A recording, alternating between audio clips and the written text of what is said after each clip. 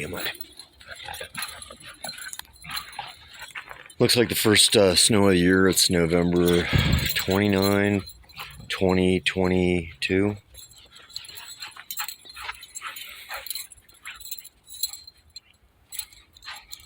Not much of a snow storm at all. These trucker tarps are holding up. These are trucker tarps, not that cheap shit you buy at Depot. These got like waterproofing to them. Use them on like your trailers.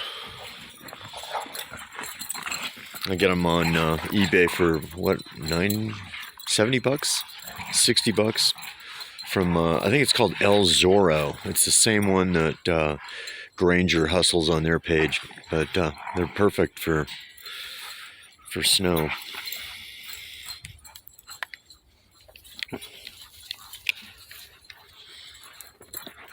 It's really bright. You're gonna wear sunglasses and this stuff will burn up your eyes. Kaiser, are you a good dog? Sometimes. You had a bath.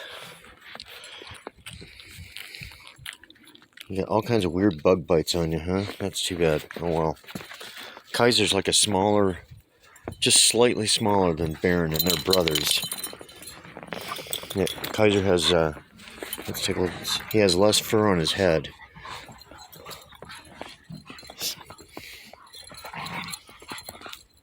And that's Baron, the other Airedale. They're like 2 years old now. 2 years plus. I gotta go look at my notes. He might be 3. And that, of course, that's Blondie. That's a really smart dog. Just absolutely brilliant dog.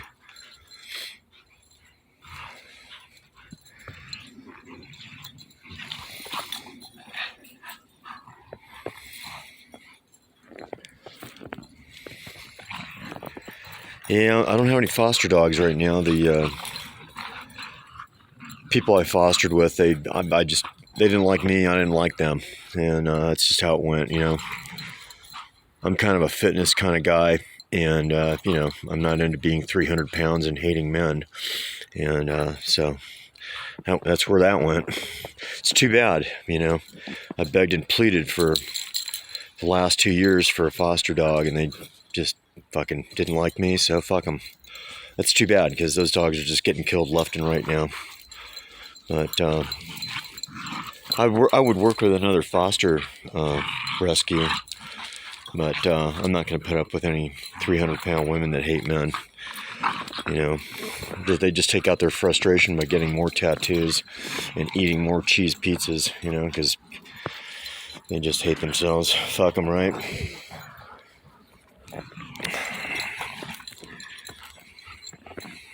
But, I mean, look at that. I had a kennel for them. Igloo, shaded, acre lot, fenced.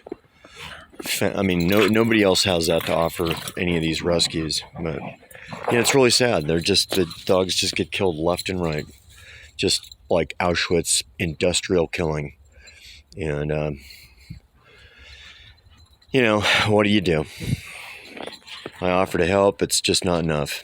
There's always more to it than that. You gotta, you know, stroke their egos and, you know, tell them how great they are and all that shit. Fuck that. Not gonna do it. I'm just here to help them, you know, have a reprieve from getting executed. I suppose the Lord will send somebody my way that wants me to help them. So I'll just wait on that.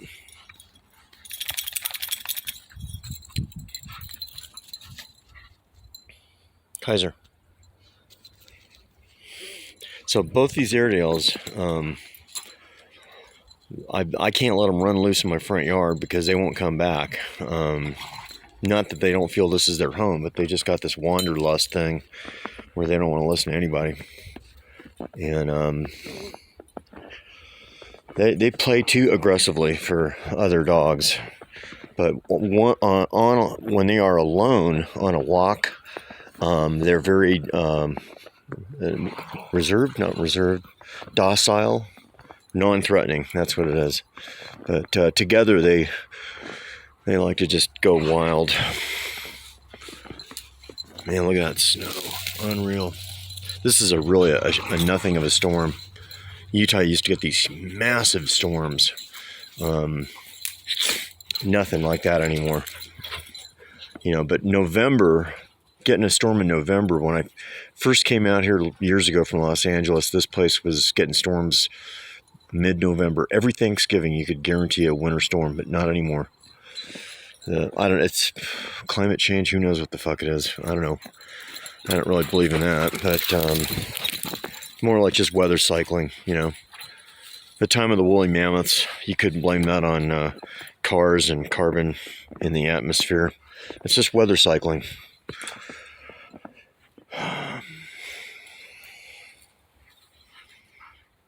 What's amazing is how these insects, these ticks, survive the ice and cold. 10 degrees outside, and they will survive it. And I was looking up how to get rid of ticks because they live out here everywhere.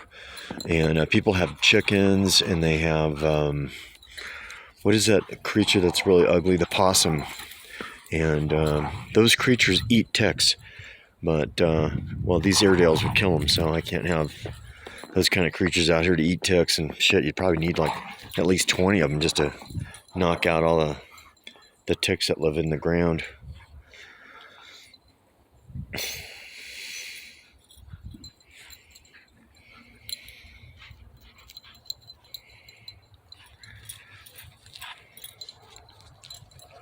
Baron. See, Baron's head has got much more fur. And he's just a bigger, furrier dog than Kaiser. Kaiser's like a lean athlete. Yeah, it is a bummer. I won't be doing any rescue with that group anymore. But, relationships, friendships, cars, whatever, they all have a life. And they go to that life and then they're done. And that's just how it is. So that life is over. You'd think you'd know these people 10, 11, 12, 13 years. And, they just don't give a shit. And that's just how people are. But the real victim in all of this is just the creatures that I won't be able to foster to save their lives.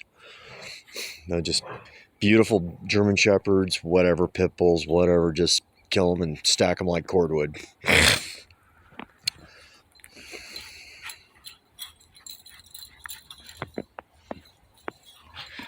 What goes on in these government paid shelters is just atrocious.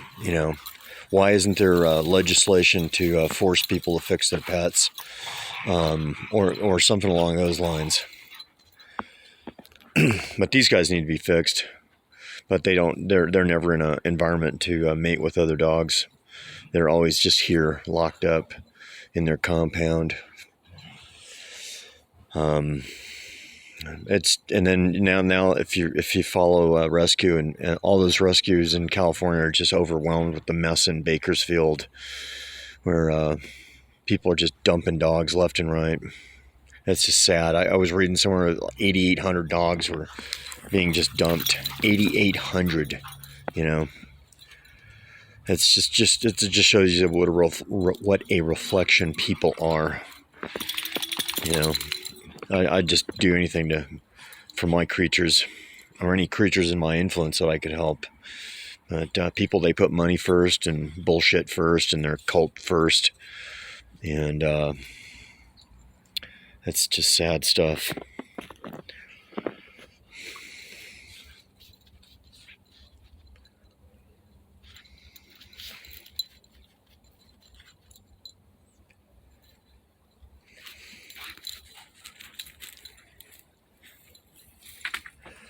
Yeah, not much of a storm at all.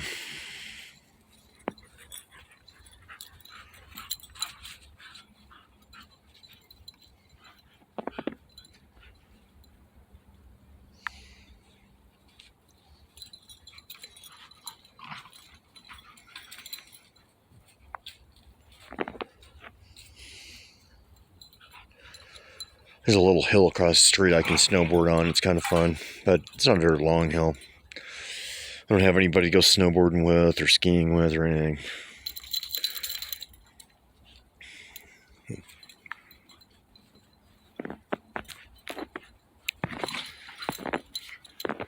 All my projects are on hold until more income comes in, and yeah, that's about it.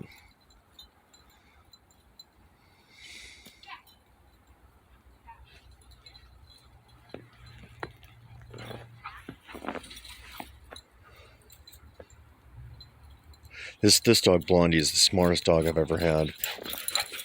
Extremely smart, and it almost has like a herding part of its personality.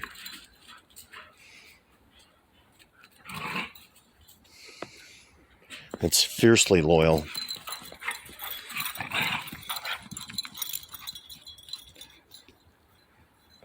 Yeah, I saw this post the other day on that Facebook about how Riverside had executed these beautiful dogs, friendly, beautiful, highly adoptable dogs, just executed them just because they're assholes. But that's what assholes do. I mean, here's my theory. You know, like child molesters, they work to get jobs in like daycare or schools or whatever, so they got access to their victims, period. That's really what it is. And sadists and criminals and power-hungry people, they are attracted to work in so-called shelters, not because they want to help these creatures, but because they want to abuse them and beat them and have power over them. And because otherwise they'd be working their ass off to save their lives. They'd be calling up rescues, they'd be doing adopt-a-thons, they'd be promoting them, but they don't, because they don't give a shit. They enjoy the killing side of it. Just like a trophy hunter would enjoy killing an elephant for no fucking reason. It's the same type of sadistic mentality. And, you know, like a lot of people don't know that, like, these concentration camps that Hitler had in World War II, they were not staffed by the best people that could go fight on the Eastern Front. They were staffed by criminals, people that were just unfit for military service. Thieves, drunks, druggies, just people just unfit for military service, period. And that's basically the same kind of category you get for people that staff these animal shelters. They're criminals. They're sadistic, brutal criminals. You know, they could put all their time and effort into saving creatures, campaigning them like a used car lot, but they don't, because, you know, they're criminals. They don't give a shit. There's absolutely no reason to execute a perfectly healthy creature. Absolutely no reason. You work your ass off until you find them a home. No excuses. But one thing I have noticed in rescue is that some of these people will actually go to bat for these animal shelters and pity them that they're killing them. That's just absolutely nonsense. It reminds me of when Himmler was at Wannsee, and he made this speech about how it was the Einsatzgruppen's role to murder people, and that they should be pitied that they'd have to do this job of killing people. It's the same thing. That somehow at some level we have to pity these people that are taking on this task of murdering. No, we don't. We need to condemn them in the highest amount of condemnation possible. And then this whole idea of killing for space in a shelter. You hear this all the time, killing for space. Lebensraum. Hitler had the same idea, Lebensraum, living space. Going east for living space, to kill these people, to take their living area, their geography. It's the same thing. Killing for space, Lebensraum. And don't ever pity these people that kill these dogs and cats. They're terrible people. They're sadists. And like I said, that's why they do it, because they enjoy it, you know. I thoroughly enjoyed having these guest dogs come and stay here, and the rescue would promote them, and they'd actually provide the food a lot of the times. Although I'd give them better food. I'd cook for my dogs because most dog food is really just garbage. I've actually had dog food that was so shitty, I gave it to the birds outside and they got sick and diarrheaed everywhere. So what I did is I ended up using the dog food for oil, throw it below an engine that's leaking oil and just soak up the oil because it was so fucking shitty. Like Old Roy and some of these other off brands, just pure garbage. But anyway, that's getting all this venom off my chest. I'd love to foster another dog. I mean, I have the property on the other side of that fence too, but I don't use that because I want to have a peace with my neighbors. I don't want my dog going up there and barking at their dog and raising Billy Hill up there. So, I mean, this is a monster lot, Whether I move back to California or not, I'm just going to keep this place because it's just too valuable. It's just like acre lot, mountain views, and yeah. And I like Utah. It's a backwards place. It really is. And now all the Southern California crime's coming here. So, and the Utah courts are just like Gascon in Southern California. They work to protect criminals. They enable them. But, this was just going to be a YouTube about these guys in the snow, like their little status update, because I know people like to see what my airedales are doing. But these two are the the wildest airedales I've ever had. I've had airedales since I was like 7 years old. I think I've had, 7 or 8 or 9 airedales over time since I was like 8 years old. And but these two are like wild, They're sweet dogs, they really are. But if there was an aggressive pit bull, they're not going to back down. So I have to kind of like put them in the cage here, and you have the one dog that's aggressive in the cage and the one dog outside the cage, and you leave them out there in that setting, and eventually they kind of get to know each other through the fence, and the hostility, the aggressiveness kind of tapers off, and they just realize that each dog realizes the other one is not a threat. This is the smartest dog I've ever had. Blondie. I don't know what it is. I just call it a miniature German Shepherd. But yeah, what a weird place. So I bought this place. There was nothing behind me. There was absolutely nothing behind me, nothing across the street. And now, just down the street on my bike trail where I go ride bikes every day, is another development of these $1 million Ramada-style homes. They're just mega mansions. You see them in like Huntington Beach, and now they're here in Utah. So, whatever. But, it's a lot that... It's a lot. I think they're putting like 6 mega homes in, and I would have just kept that one lot and put one monster home in the center of it, It used to be a neat little park where all the deer went and, all the foxes and all the other oddball creatures live in the forest here. But anyway, that's where it is. So I had to put these plywoods up on this gate. I had this German Shepherd living here. And holy shit, if the son of a bitch didn't just jump this fence. He'd crawl up to that green railing and just throw himself over it like a gymnast. Yeah, I've probably had 2 dogs in 100 that I fostered that could do that. But that was just amazing. A full-size German Shepherd just throwing himself over a 7-foot fence. Just blew me away.